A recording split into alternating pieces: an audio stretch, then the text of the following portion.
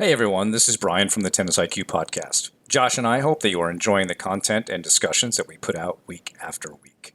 If you'd like to support the podcast and help us to continue to produce quality episodes, please visit our Patreon page at patreon.com/tennisiqpodcast/membership. Currently, we have 3 tiers of support: the fan level at $3 per month, the supporter level at $7 per month, and the champion level at $20 per month. Benefits of joining the Tennis IQ podcast community include episode transcripts, participation in book club discussions, and access to monthly masterclasses with me and Josh. For more on these benefits of support, head on over to our Patreon page at patreon.com/tennisiqpodcast/membership. Thank you so much. And now, on to the show.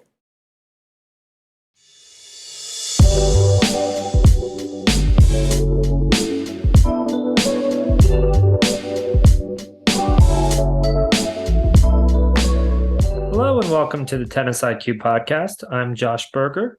And I'm Brian Lomax. And today, Josh and I have a guest we're going to speak to, Dan McCain. So Dan is an author and a former college coach and academy director who now serves as the head coach and tennis director at Cape Henry Racket Club in Virginia Beach, Virginia. Dan has published 6 books on tennis on topics such as raising a champion, goal setting, movement fundamentals, biomechanics, tactics, and strategy. Dan's also been a player. So as a player, he had a standout career as a junior, winning gold and silver balls on his way to playing tennis for the University of Michigan. Now, Dan is one of the principals of 7-Shot Tennis. And in this conversation, Josh and I talked to Dan about 7-Shot Tennis and how it supports mental performance on the court. So this is a great episode for anyone looking to improve their tactical awareness in match play, maybe their ability to be more purposeful in practice. And although the ideas are simple enough, the power of the system comes from experiencing it and using it as a learning tool. So we know that you're going to get a lot out of this discussion. So with that, here's our conversation with Dan McCain. Dan McCain, welcome to the Tennis IQ podcast. We are very excited to have you here today. Well, thank you, sir. I appreciate the opportunity. And, obviously we're here to talk about 7-Shot Tennis and, how that connects to mental performance and mental health for players on the court. But before we get into that, let's learn a little bit more about your journey in tennis because you've had a career as a high performance player. You've been a coach. You're now working with 7-Shot Tennis. Love to hear your kind of origin story. How did you get involved with tennis? Why tennis? And then tell us a little bit about your career. My origin story. Well, I started playing when I was 9. Both my parents at the time were college coaches, and my dad's been a coach for his whole life. And I don't know. They never pushed me to play. They just kind of said, let us know. And one day when I was 9, I said, can I have a lesson? And one thing led to another, and started playing a lot. And I was just really lucky having a really good coach living with you growing up. And so we grew up in Illinois, and when I was 15, we moved to Saddlebrook. My dad became the director there. And eventually, through the trials and tribulations and challenges that Florida junior tennis provided me, got a scholarship to go play for the University of Michigan, where I graduated. And after that, I wanted to try my hand in college coaching. So I got my first college coaching job as an assistant at Illinois State, where I ended up doing another degree. And then I was a college coach for a few years beyond that. And in total, I've done college coaching for 9 years and worked at some academies and worked for the USTA in player development for a little while, and met a lot of smart people along the way, and was lucky to learn from them. So here I am. I was in California here I am now in Virginia Beach, but I was in California working for the USTA, and what drew me back to the East Coast was my parents again.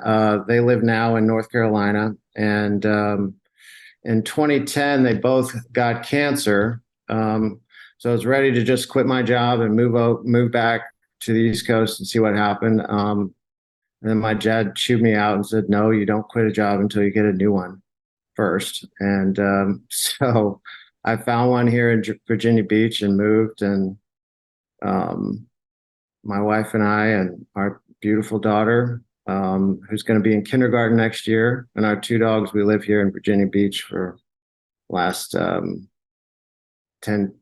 years. So here we are. That's great. That's great. And I know, in some of our discussions, you had mentioned your, I would say maybe not fascination, but you have, a predisposition about sports psychology. It's a topic of interest for you. You've obviously, packaged that into some of even your books and into the work that you do now. What really spurred that interest for you? Why did you become interested in something like sports psychology? Well, as I was coaching, I just felt like I was unequipped to help some of the players at times. And so I just found myself diving into any kind of education I could find. A lot of it was formal education, and a lot of it was through the ITF and what they would publish, and a lot of it was just whatever research was out there and available through Google. And I just one thing led to another, and it was always something new to learn. And I just found that it kind of helped me have more answers for players when they needed it. For sure. Yeah.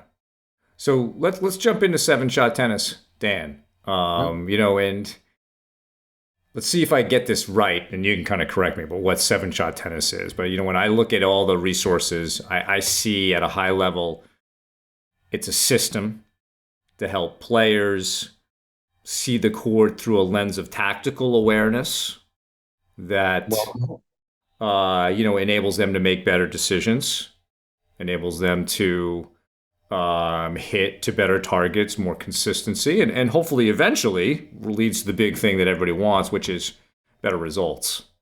I think there's a lot of layers underneath that, of course, but how would you describe, 7-shot tennis and kind of your elevator pitch of it? Well, from a business perspective, we are an analytics company. We provide analytics to juniors and pros and some adults. And we have a few college teams that we do analytics for every year. And so I'm a managing partner in 7-shot tennis, and the creators of 7-shot tennis also created UTR. And all of that started here in Virginia Beach. That's where I got to know these guys. I was lucky enough to have them offer me a chance to join the company. And what 7-shot tennis really is we're just combining statistics with tactical positions and target areas. And from a practical application, on a day-to-day standpoint, it's along the lines of what the ITF's been publishing for decades about offensive and neutral and defensive positions and corresponding shot selection, things like that. So we just took that idea and ran with it and gave it some more details. And the more you live in that world every day, the more things become a little more clear. People can operate with more clarity in terms of just knowing what to do in certain positions on the court. That definitely makes sense. And I have looked through some of the materials that you sent over and familiarized myself with some of the aspects of 7-shot tennis. But I know we have a lot of we people both watch the podcast and listen to it. So I guess could you give people a sense and maybe incorporating some of the numbers to different parts of the court for people who are listening to get a better sense for so, logistically how it works and maybe how different pieces of the court correspond to seven shot tennis? Yeah. So um, the uh, the different parts of the court are mental representation. So, like if you see uh, a picture of the Great Pyramids, you know where you are.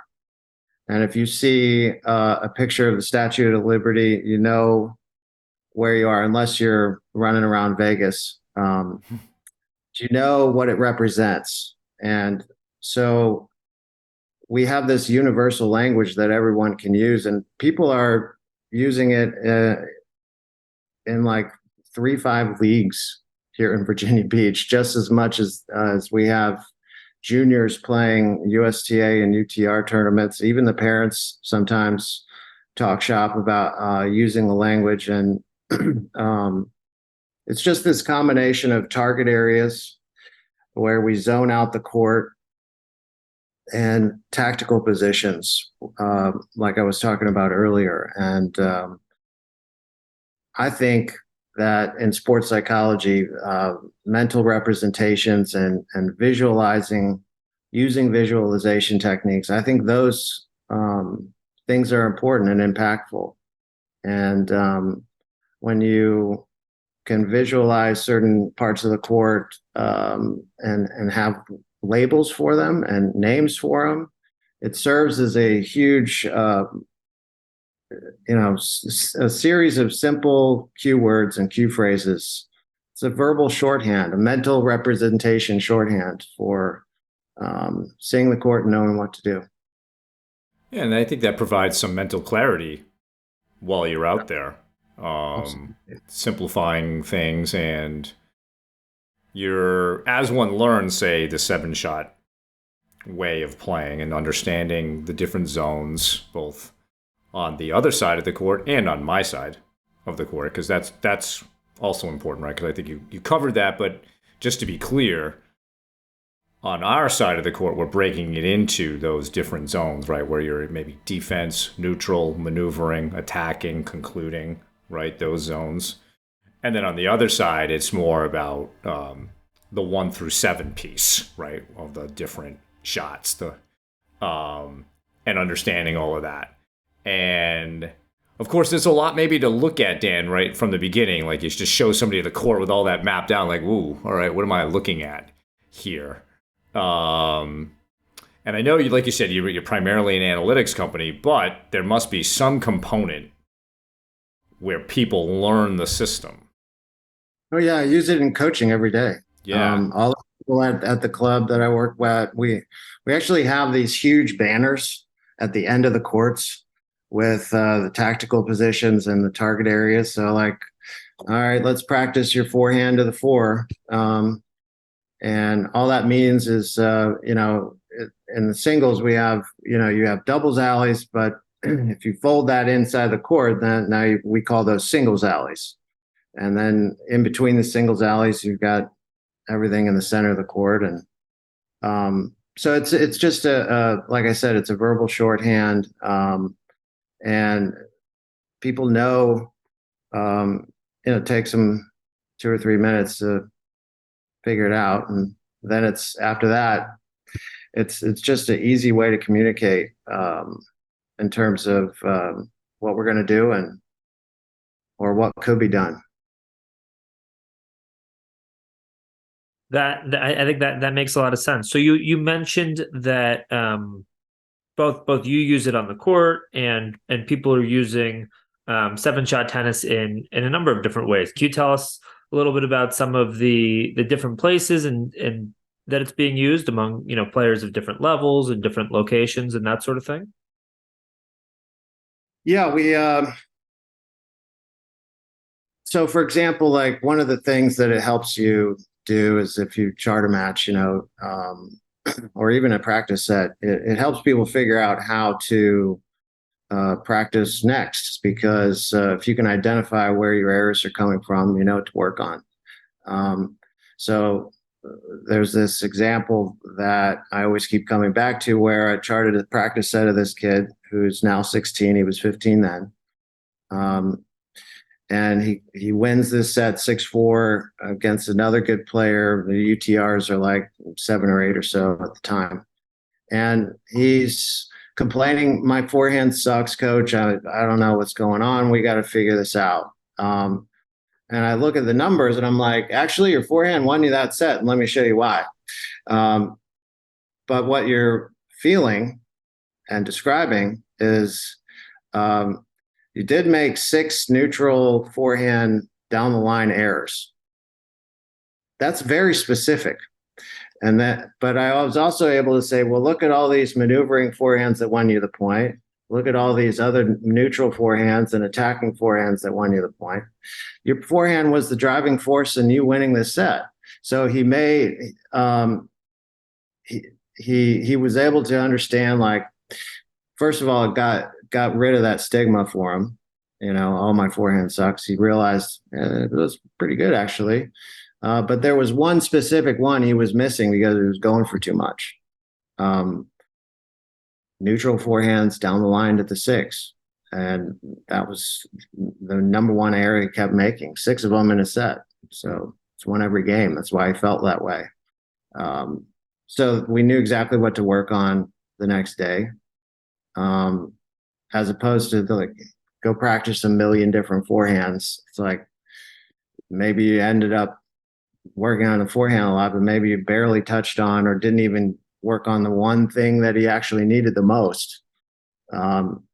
So it's an easy way to know exactly what to practice. And at the same time, it's an easy way to know what to look for.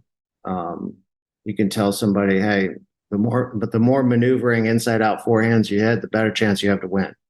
Or when you're on defense, this is what you got to do. Just go higher and back into the target area 3, things like that. It's just a quick way to just tell somebody what to do. And it's a quick way for a player to just know instantly, hey, this is it.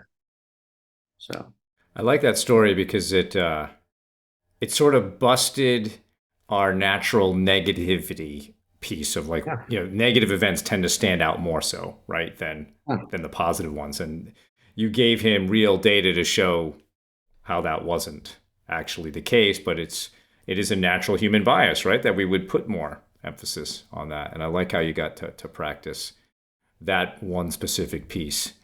When I think of my game, Dan, my game tends to be like, I get in maneuvering positions or attacking positions and I don't do it.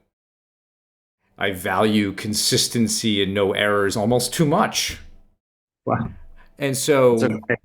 There are worse qualities to have out there. Yeah, right. There are bigger problems perhaps, right? But let's say you saw that in the analytics. How would you then maybe train someone who is that way to be making better decisions in the maneuvering area, to make better decisions in the attacking area, so you're not letting opportunities go by?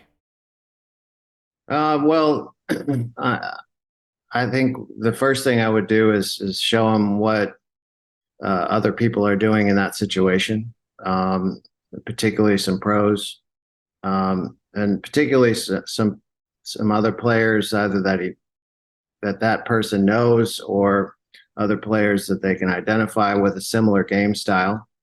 And here's what and then maybe some other players as well. So here's what people do when they like losing, and here's what people do when they do smart things that facilitate winning, and so then it's like, well, there are a fairly narrow number of options that are high percentage and effective. So that's where the clarity comes in. It's like when you're in the attacking position, if you're in the deepest part, you don't have to go to the net, but you should drive it to one of the singles alleys and with the intention of putting the guy on defense. And that is the one place where, you know, if you're going to hit a drop shot, that's a good place to do it from. So there are some narrow options, but it's like, okay, well, maybe make those approach shots most of the time, you know, because then you'll be able to put more pressure on the opponents. And then, so there's just a narrow number of options. Whereas, you know, people have all the options in the world, that's easy to get lost. And, you know, it's like, what do I do here? Yeah. I guess I will just randomly select this shot on this point. Who knows? Hopefully it'll work. Yeah, and that's actually what I wanted to get to is like, because it's a narrow number of options, now when I'm on the court and I'm in said position and we talked about it, I know what to do. Yep. Right? It's not about, like you said, a world of different options. Again, that brings more clarity to me. I feel better. There's less mental load and mental processing there going on through that. And because there's fewer options, then like managing the emotions becomes more simpler. Right. And you know, managing whatever errors may occur becomes simpler because it's like, well, I don't have to worry about the choice unless on this one I maybe go for too little or too much. Then you kind of instantly know that much more what maybe should have been done. But it's this like this idea of managing your errors becomes a little simpler because, you know, it comes down to, did you make the right choice, or was it some kind of mechanical error with your technique or something? So if you have pretty high confidence that you made good choices, then you can just point to, well, maybe I got to get under the ball, or maybe hit less spin or more spin, or whatever you think about the stroke. So that simplifies that managing of the errors process, which, you know, if you make an error and you have no idea why, that's frustrating.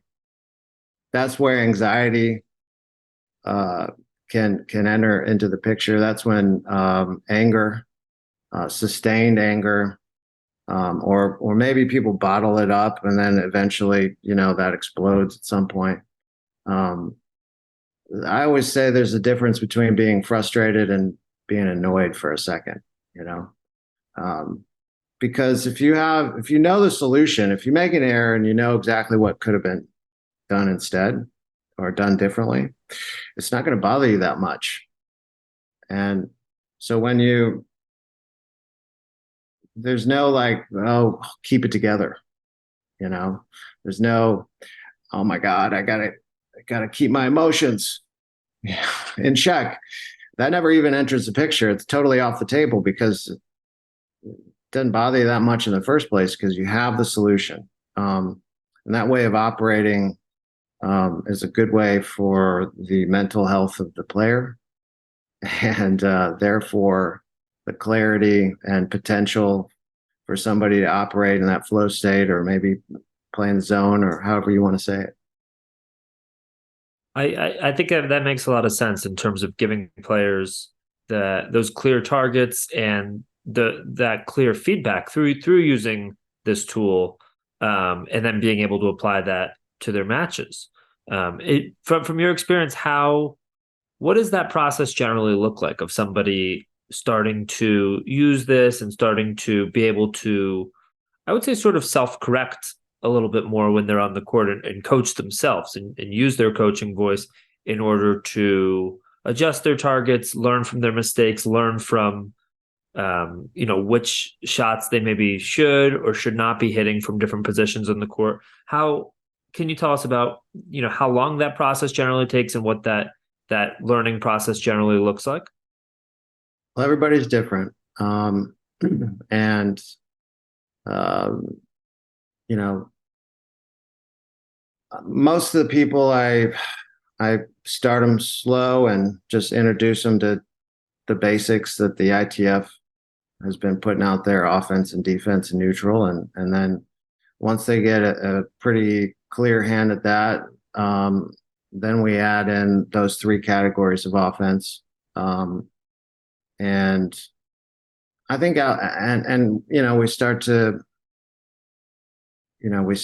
introduce, how we've zoned out the court with the target areas and stuff. And little by, I mean, some people it takes 5 minutes, and some people, takes them a week or so to buy in. But whatever's best for the player is what we do. And it just, it's a way to set the standards of what to do in certain situations. So, for example, if we're going to hit cross courts, I can say, okay, when you get your cross courts, aim for the 3, 4, or 5, or just aim for the 3 and work on your shape and depth when you're in neutral. But if you get something where you can move inside the baseline, then you can do this or that instead. And so it's like, it's very simple, and it's a very easy way to get people to know what to look for. So that process could be 5 minutes, and it could be 5 weeks. It just depends on the person. I'm sorry, I don't have a better answer than that, but it always changes. Yeah. And I mean, there are different stages of learning, like we've talked about on this podcast. The ideal is getting to a place of unconscious competence, where you completely know it. But a lot of people are going to start off with, conscious competence when they're working on it, right? Having to think about it. And so I practiced yesterday, Dan, and I went out there specifically with 7-shot tennis in mind. And really trying to, because as I said earlier, I probably could be taking advantage of more shots. And so I did. I really wanted to see how that worked out. And just as you said, if I made a mistake, but I hit the right shot, I was able to say more, well, that one probably a little bit more spin on that, or I probably need to be more intentional about getting that to land inside the baseline more than I was. I might have just been a little bit too open-minded about the actual target, etc. And yeah, there was definite improvement in terms of moving this person around rather than keeping it going. Sort of my normal play 3 hours and physically destroy that person through grinding, try to end points a little bit earlier. And so it didn't take long. Right? Yeah. I knew where I was. And all right, here I am. This is an opportunity to open up the court. Let me do it. Yeah. And see what happens. And a lot of learning obviously comes through experience, like the willingness to experience and experiment and then talk about that. And as you said, 7-shot tennis gives you a whole nother language to talk about that experience and that experimentation and seeing now your tennis not so much as about winning and losing, but about learning and improvement and about a project. I'm just curious if that resonates with you at all about what you guys are doing. Well, absolutely. It makes from what both of you guys have most recently said in this conversation, it made me think of 3 different examples of players. So there's a guy that recently joined the club and starts coming all the time, and he works for Microsoft. He's maybe 60 or 59 or so in age, and he's in analytics. So he jumped on it immediately. And he was all about it. He wanted to invest in the company. We went out to lunch. He wanted to hear about the whole spiel. And he's like, this is the coolest thing I've ever seen. I love tennis. I love analytics. You just put them together. This is amazing. And then, you've got, and this was about 3 months ago or 4 months ago. And we had these two, at the same time, in the same week, we had these two high school girls join our same program. And I never dreamed either one of them would ever even think about talking the language. And the third one, there's this kid. He's playing the national clay courts right now in the 14s. This is a kid that wants to be pro, down the road. And I literally saw all four of them talking the language like 9 days ago. I never dreamed that it would ever happen. But all four of them were just talking the language about what to do in this point, because one of them started describing the game that we were about to play. And he said, no, you got to start with a neutral backhand at 3, but if it goes to the 4, you're going to play anyway. And they're just talking the language, describing, well, what if this, what if that? And he's like, well, and that's just a cool example of how all these different kinds of people have become attracted to it. So it gives us confidence that we've got something that people are gravitating to at their own pace. I think that makes a lot of sense, and I think being able to get to that point where somebody has learned the system and embodied it within themselves, where they can talk about it and they can maybe explain it to somebody else, and having junior players that take the game really seriously, and it sounds like it completely shifts the way that they think and approach the game. So I think that's really cool. And I think one thing that I really like about the concept is this idea of deliberate practice, and it seems to bring a lot more intention to the practice court. I think sometimes players can fall into the trap of sort of going through the motions, or maybe not necessarily giving it 100% every time they're out there in practice, compared to their effort level in a match. And I think doing something like this, it's giving you those specific deliberate things to focus on, those specific zones of the court, those specific shots that you should or should not be hitting from different areas. And it sounds like it's something that's easily translatable to the match court as well. My question is, when it comes to the analytics piece, can you explain just a little bit more about sort of the connection between the training element and the analytics piece, and how the two of them pair together? Yeah. I mean, we can say excellence is not an act, but a habit, all that we want. But, that becomes far more difficult to do when you don't know what specifically to do in the pursuit of this purposeful, deliberate practice. But when you know for sure what specifically will help your game, working on forehands is vague in this world. But working on defensive forehands,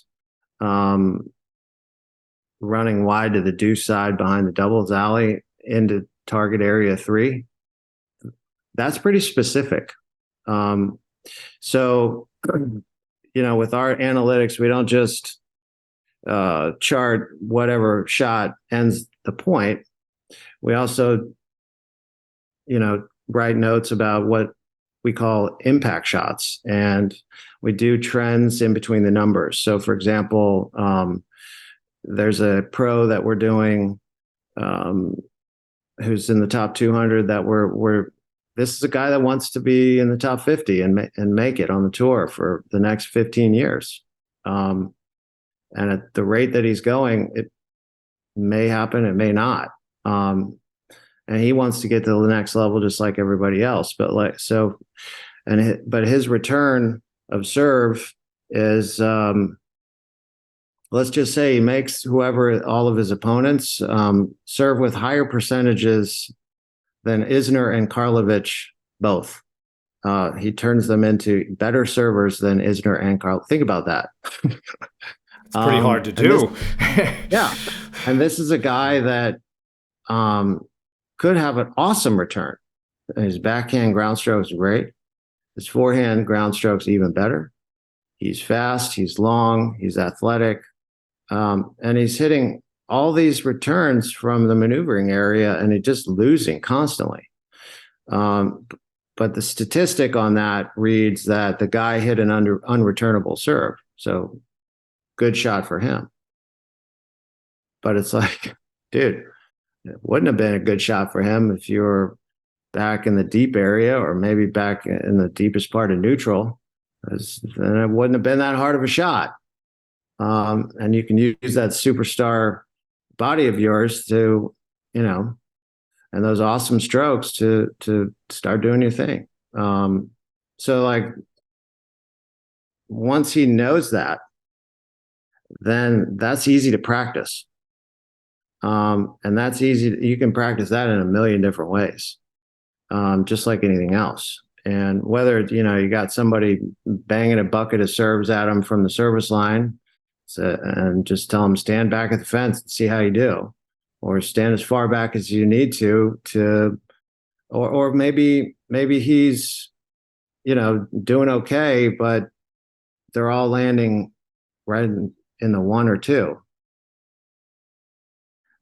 You're going to get killed if that's what you're doing all the time. So if you can get those returns deep, then it's like stand wherever you have to make that happen. And Medvedev's 20 feet behind the baseline. I think it works fine for him. And this guy that we're talking about is almost as tall as Medvedev, and he hits the ball either as well or almost as well from the ground. So it's like these are doable things. These are achievable goals, and to translate that in practice from the data, not a difficult thing. So you can imagine the impact that at least there's potential for, right? And everybody has this stuff. It's not just somebody that's 180 in the world. It's also fat 43-year-olds like me, and that can't move. And it's kids that are trying to make Kalamazoo. It's kids that make the finals of Kalamazoo. It's kids that are trying to get college scholarships, and it's college players playing for Big Ten schools or ACC schools. They're all making a lot of the same errors. So, at every level, we see the same stuff. So, finding solutions, and that's where the consulting piece for our little boutique firm comes into play. Yeah. So let's. You mentioned, Dan, that you have some college clients, I think college teams, correct? Yeah. Yeah. Yeah. So what would the engagement model be like for that? Because you have a lot of resources as a company. You have a course, you have a playbook, you have a lot of videos that, explain at a high level what the system is. And then obviously you have the analytical piece. How would you engage, say, a college program? How would the coach become fluent as much as possible, in seven-shot tennis, so that practices are more geared towards some of these experiences and experiments and solutions and so forth? With some of them, we have conversations like this, face to face or on Zoom like this or over the phone. And some of the coaches, they all know the system and they all talk it and can see it in their mind. But some of them have their whole teams. That's how they talk. That's what they do in practice. That's how they operate. And others, they just work with individuals that buy in, and I think it just depends on the team that you're talking about. But we always have these kind of conversations of, okay, with your number 3 player, here's your report. You can translate it however you want. This is the data, but when we provide those trends, there's some pretty clear suggestions in there, and then we go over those kinds of things with them. And they're the intermediary, those coaches, between us and the player. So they decide, obviously, what to tell the player and which things are most important. despite whatever opinions we may have. We just go by the facts. So does that answer the question at all? Yeah, I think so. Do those teams use your course? How do they engage with the playbook, or what are you using those assets for?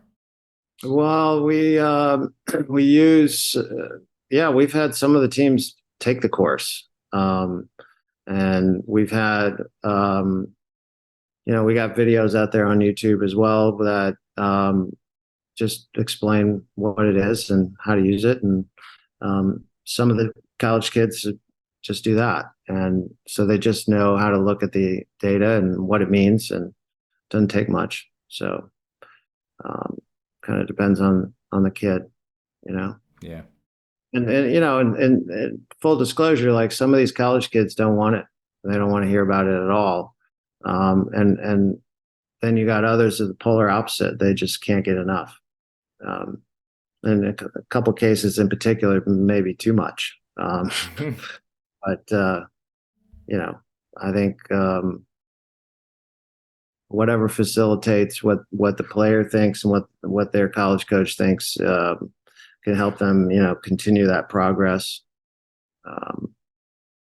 That's what we're going to give them. Yeah, I think Josh and I have also both experienced that same sort of resistance or desire, just on mental skills training as well, right? And it's not so much the topic or the product; it's really that player more so. And what kind of I'll flip the question to you guys. Like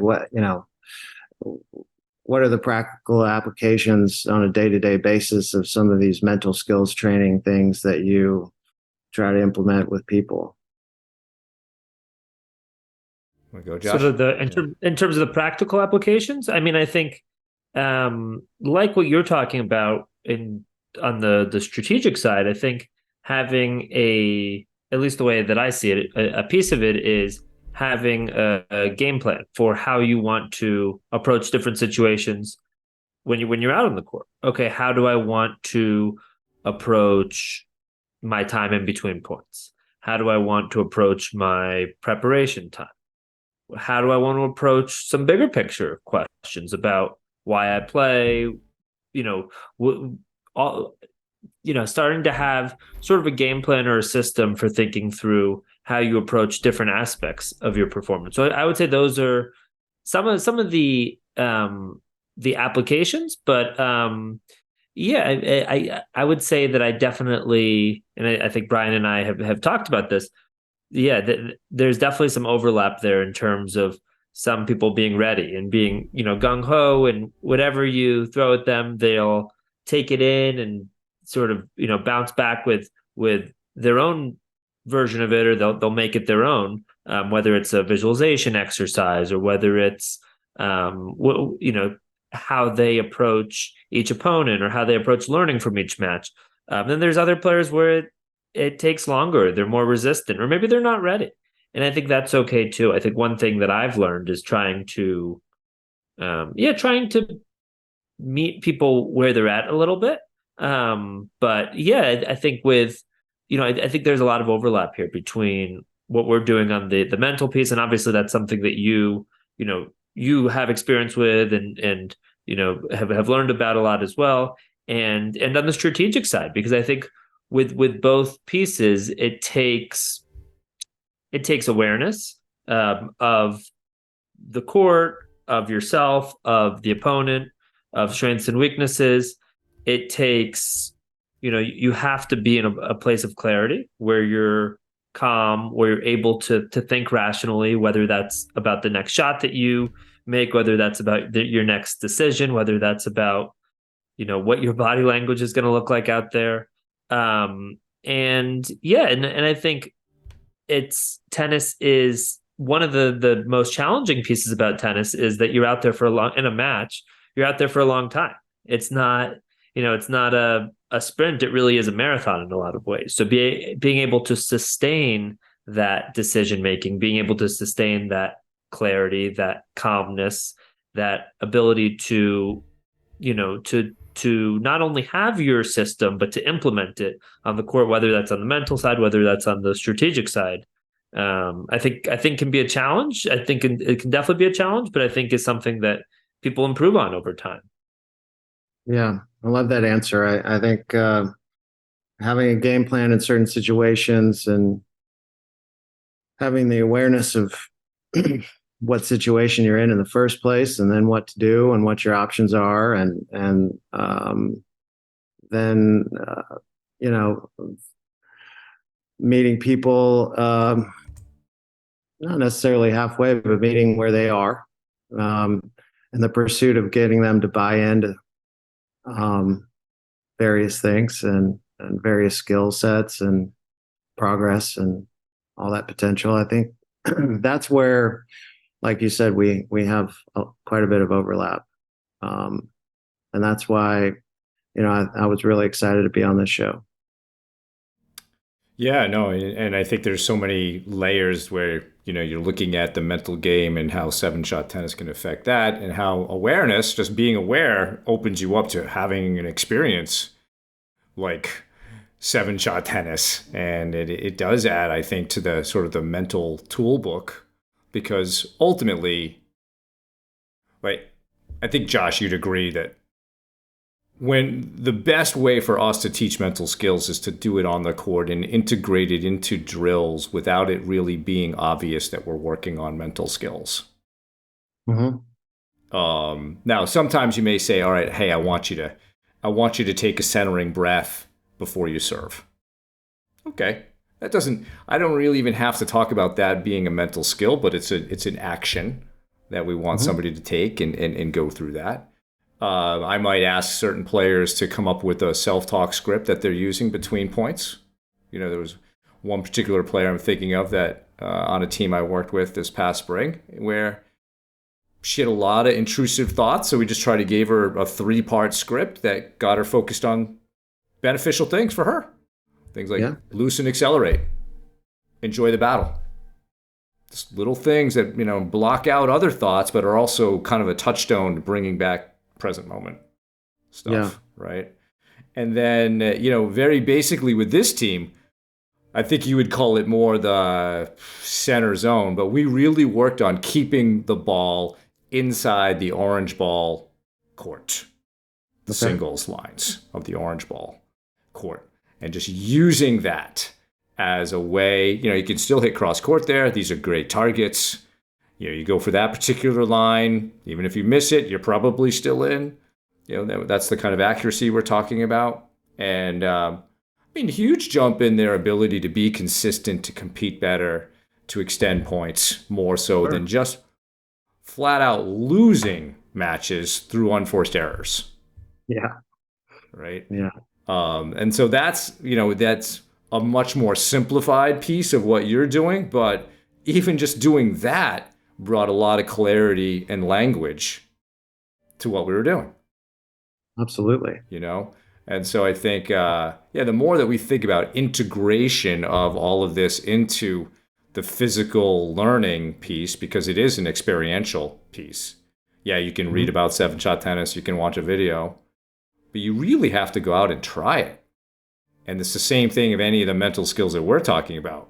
You can read about the 16-second cure or watch the video on YouTube, but until you actually go out and try it, you have no idea how it's going to affect you. Yeah, making it experiential is, I think, paramount. Like the breathe, take a deep breath before you serve, that kind of thing. It makes me think of a couple of things. Number one, when I was learning how to coach in my early 20s, my dad and a number of other people taught me that, the game or drill that you're doing should enhance the skill as much as whatever you say as a coach or instruct them to do. The game or drill should do as much coaching as you are or more. And that kind of thing, maybe somebody doesn't even realize how much they're rushing on the serve, or maybe somebody doesn't even realize,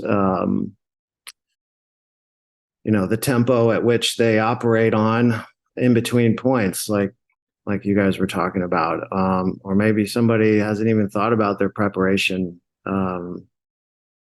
in certain aspects pre-match, and so that kind of awareness and giving people options that's the game plan stuff that I was talking about earlier, where we want people to have a game plan no matter where they are on the court, no matter where they are on the point. So point construction and shot selection becomes simple and easy, and you just kind of always know what to do.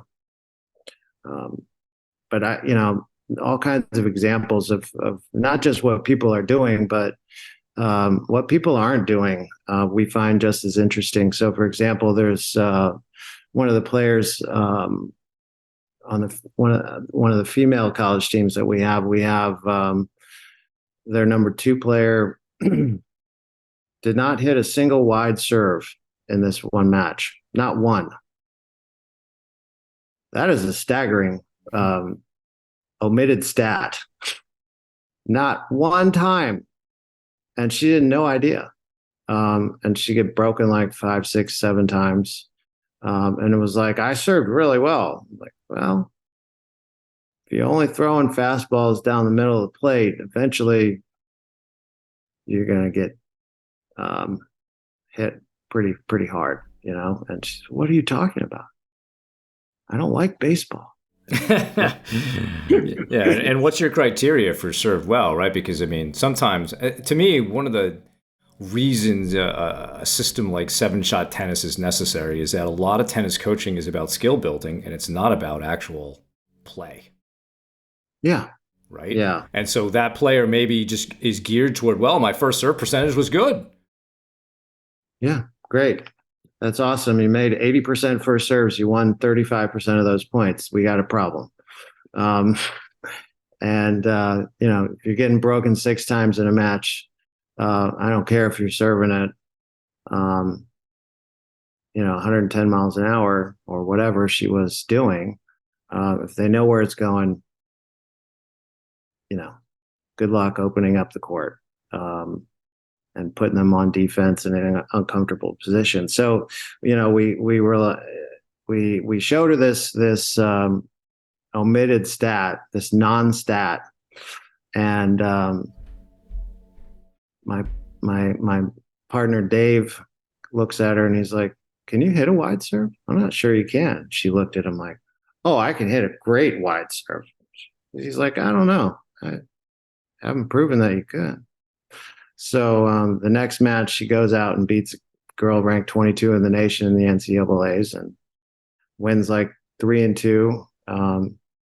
Never gets broken, and that's not how it always goes. It's not like everything we touch turns to gold, but sometimes a little nudge here and there can go a long way. So. I think that makes a lot of sense. I guess one last question maybe that I have is as you look ahead with 7-shot tennis, what do you see as potential places where it could be effective, maybe where it's not necessarily being used or utilized as much at the moment? What are some places that you can see it, continuing to be effective and maybe be applied to different populations? We have visions of world domination, no doubt. And I think that's said in jest in part, but the last time our company created something new, it went everywhere and global in UTR. And I went to a tournament and took a kid, and he was playing qualies in this tournament, and you just hear players and parents just ask each other, what's your UTR, the next opponent, or whatever, and that's nobody asks like, what's your USTA ranking? Like, people don't do that anymore.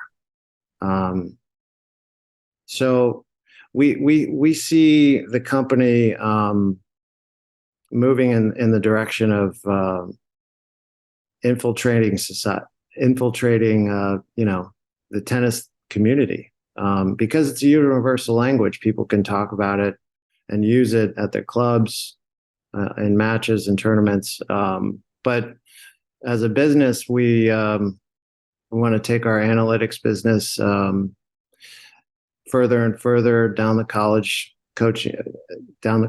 team road, and we want to see more and more pros knocking our proverbial door, and we want to take it from there. Is there anything else, Dan, that you'd like to kind of tell the audience about, how to connect with you? But is there any questions that we have not asked you that you would like to address before we wrap up? Well, I'm so happy to be able to have this conversation with you guys. I appreciate your time. And we do have, like you were mentioning earlier, we have a 7-Shot Tennis playbook available on our website. And we have a video course where you can just go and sign up for it and watch the videos in your own time, and gives you a whole new perspective on smart tennis. So people can check that out there at our website, 7shottennis.com. And if you're interested in our analytics, go to our website and reach out to us, and we'll help you along that process. So,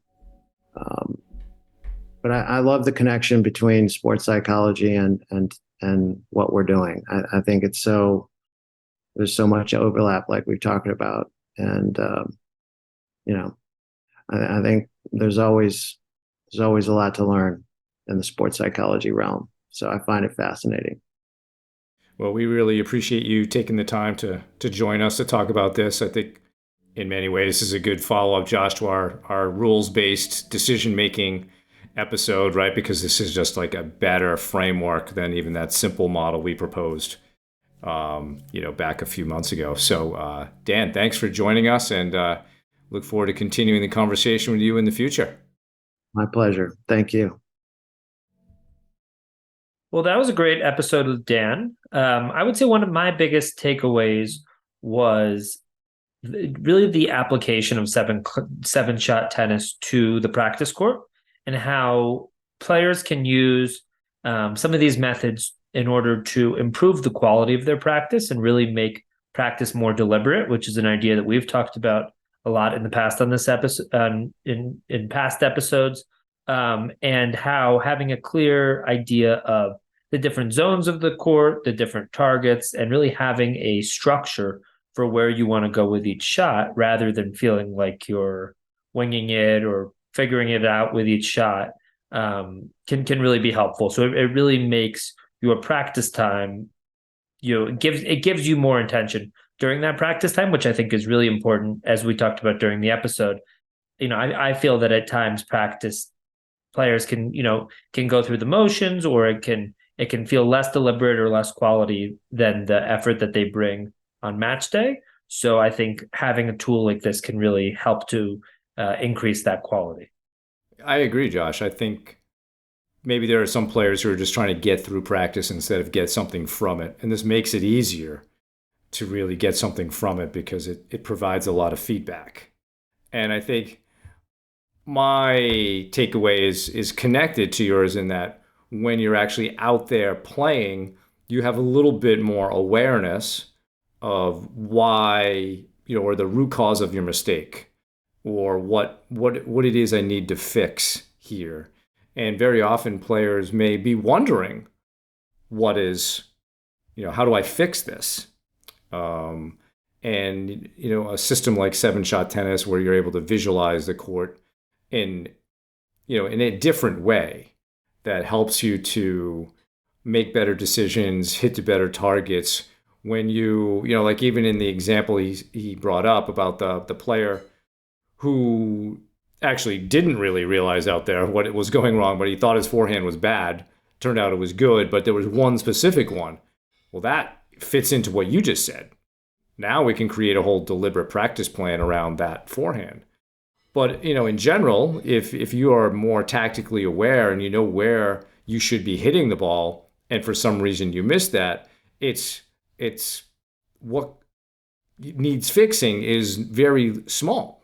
It's not a lot of stuff. So the mental processing, the mental load there is much less. And therefore, as Dan mentioned in the episode, you're less likely to get emotional about mistakes because you know how to fix it. And I think when we've talked about like Bill Timm's corrective methodology, it's the same thing. It's a nice, easy way of looking at all of your errors and feeling comfortable that you know how to fix it. And so to me, that's a huge part of this. Is it just makes us smarter about the tactics of the game. And I do think at times we're a little bit too focused on skill building and not enough focused on, say, tennis IQ and tactical awareness and ways to play the game. So I think it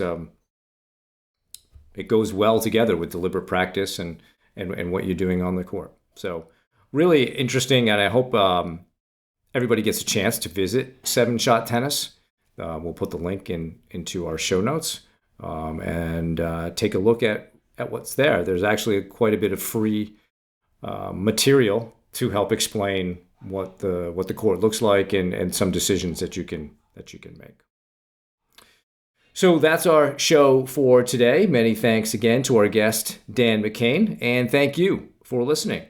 For more on today's episode, please check out the show notes. If you have any feedback or questions, please email us at tennisiqpodcast@gmail.com. Also, if you have a moment, please rate and review the podcast so others can find it more easily. Additionally, please subscribe to the show on your podcast platform of choice, including YouTube, so you can be notified of new episodes. Also, you can check us out on Instagram. If you'd like to support the podcast, please visit our Patreon page at patreon.com/tennisiqpodcast/membership, where you can learn about the benefits of being part of the Tennis IQ podcast community. Thanks again, and we'll talk to you soon in our next episode.